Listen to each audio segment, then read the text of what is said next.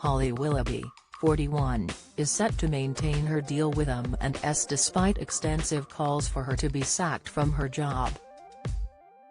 The This Morning presenter and her co-star, Philip Schofield, 60, came under fire after joining a separate queue for press and were taken to the press gallery at London's Westminster Hall.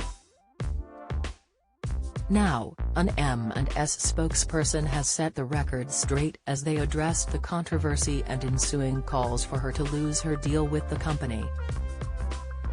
They told The Sun, "I can confirm we have extended our current contract with Holly, and we will continue to work with her." Last week, outraged Brits who had been queuing for hours to say their final goodbye to the Queen took to social media to accuse Holly and Phil of skipping the line. Journalist Joe Michalczuk fumed, David Beckham in the queue for over 10 hours paying his respects to the Queen while Holly and Phil saunter in, skipping the line is a terrible look. Why do people like this think they're special? Unless you're royalty or a foreign president you join the queue. End of. Broadcaster Dan Wootton wrote in view of his 450,000 followers, "The queue jumping of the Elizabeth line by the elite is a disgrace. Why does every MP, and their formates, not to mention Holly and Phil, think they're better than the rest of us? Unlike Susanna Reid who lined up for 7 hours with her mum. I'd love to see one MP do the same," he added. Social media user Theonly Bird typed, "Absolutely zero shocks that Phil Schofield and Holly Willoughby jumped the queue. Beckham has many flaws but respect him for queuing for 12 hours when he could have easily wangled his way in." Sick, indeed it's Mark added, "If both Phil and Holly did jump the queue then this is shameful. They have no more right to jump the queue than you or I.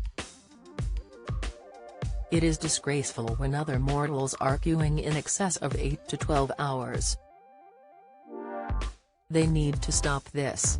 Sick, Holly herself addressed the accusations during an episode of This Morning, saying, "The rules were that we would be quickly escorted around the edges to a platform at the back. In contrast, those paying respects walked along a carpeted area beside the coffin and were given time to pause.